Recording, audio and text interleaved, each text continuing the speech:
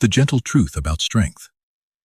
Once in a quiet town, a young student named Michael sat in the last row of his classroom, silently wrestling with his own worries. He always looked at those around him, friends who seemed so confident, classmates who smiled easily under pressure, and teachers who spoke with unwavering certainty. To Michael, these people all seemed so strong. But Michael wondered, what does it really mean to be strong? You see, in life, the people who appear strong are often not as unbreakable as we imagine. Some are just very good at hiding their struggles, their pain masked by smiles or calm expressions. Others are simply more tolerant of discomfort, not because they are better, but because every person's capacity for endurance is different. There's nothing to envy in those with a higher tolerance, for you cannot see the invisible burdens they bear. Likewise, you should never feel inferior if you find yourself overwhelmed. Strength is not a contest. Life is not a game of comparison. Society whispers that we should all strive to be tough, to push ourselves without rest, to be unbreakable. But such standards are not universal truths. They are just opinions, shifting from person to person, culture to culture. Why force yourself to live by someone else's definition of worth? The true value of your life is not measured by your toughness, but by your kindness, your honesty, your willingness to keep going in your own way. Michael, like many, sometimes felt weak. He thought, if I can't be strong, does that make me less worthy? But this is a trap. Every life is precious. Every person, regardless of their strength or struggles, has a place in this world, even those who battle illnesses or lose their way for a time. Each life has meaning. Each can contribute, in their own quiet fashion, to the greater good. Sometimes your greatest gift is not your achievements, but your capacity for compassion, especially for those who care about you, your friends, your family, your parents.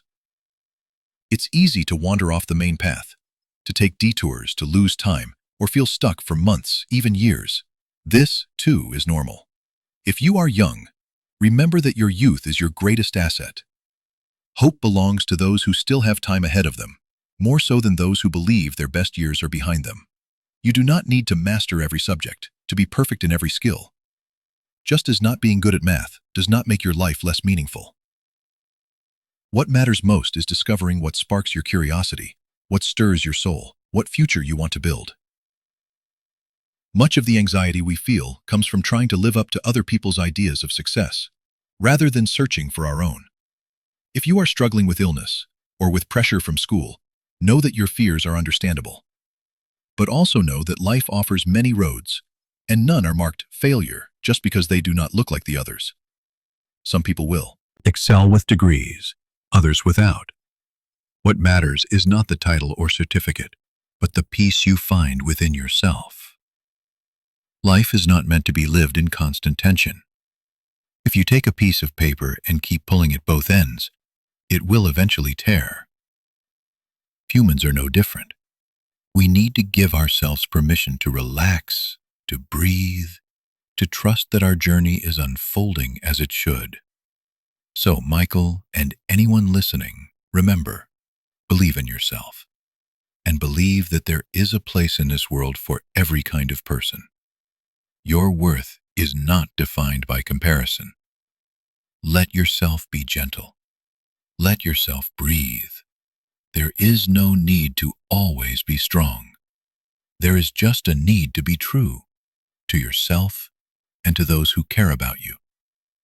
And if you ever feel like you're taking up too much space or asking for too much, remember, you are not a burden. You are human, and you are allowed to exist exactly as you are.